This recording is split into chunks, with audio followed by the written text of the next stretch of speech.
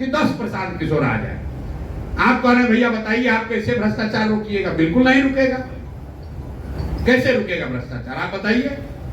जब लोग ही पैसा लेकर वोट देंगे तो भ्रष्टाचार रुकेगा कैसे?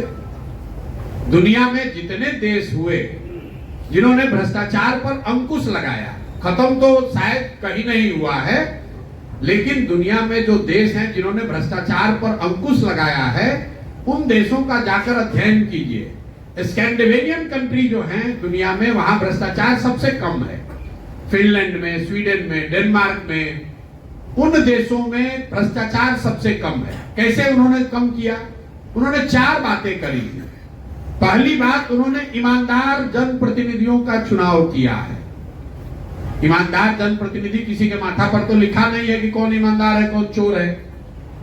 ईमानदारी तब आएगी जब अपने जनप्रतिनिधि को आप अकाउंटेबल बनाइएगा कि भैया तुम चोरी करोगे, तुम गलत करोगे, काम नहीं करोगे तो अगली बार तुमको हरा देंगे। तो धीरे धीरे लोग सुधरने लगते हैं। जैसे मान लीजिए बिहार में ही नल जल में लूट हुआ तो जितना वार्ड सदस्य लोग लड़े थे सब चुनाव हार गए, तो अगली बार चोरी करने से थोड़ा पहले डरेगा। लेकिन बिहार में विधायक कितना भी लूट ले जात के नाम पर, वोट तो आप उसी को दीजिएगा। आपका सांसद कितना भी बड़ा चोर हो, वोट तो उसी को आपको देना है। उन देशों ने अपने जनप्रतिनिधियों को अकाउंटेबल बनाया, अच्छे लोगों को चुना। दूसरा उन्होंने काम क्या किया कि सत्ता और संसाधन का बड़े पैमाने पर विकेंद्रीकरण किया। बिहार में आप और हम सुनते हैं अफसरशाही बहुत है। क्यों? क्योंकि मुख्यमंत्री और उनके अगल बगल के 4 अफसर ही पूरा राज्य चला रहे हैं।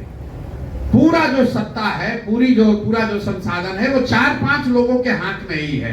कहने के लिए मंत्री परिषद है, कहने के लिए विधायक है, कहने के लिए मुखिया सरपंच प्रमुख हैं, लेकिन किसी के हाथ में कुछ नहीं है।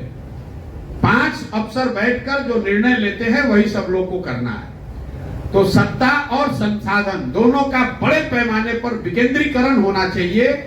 पंचायती राज एक्ट में लिखा हुआ है कि सरकारों को 1/3 विकास का राशि पंचायती राज के माध्यम से खर्च करना है। और बिहार में पिछले 30 वर्ष में कुल 3-3.25% पैसा ही पंचायती राज के माध्यम से खर्च हो रहा है। सब अफसर खर्च कर रहे हैं। तीसरा, इन देशों ने क्या किया?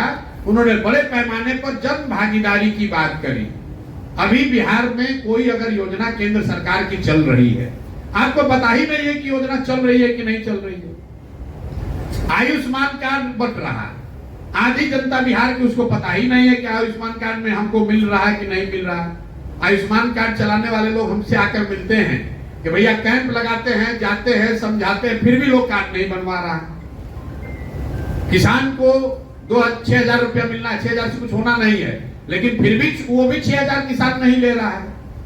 जो सरकारी योजनाएं चल रही हैं या जो आपके लिए बनी है वो आपकी जानकारी में नहीं है। गरीब आदमी को तो बिल्कुल ही जानकारी नहीं है। और चौथा, उन देशों ने टेक्नोलॉजी का बड़े पैमाने पर प्रयोग किया।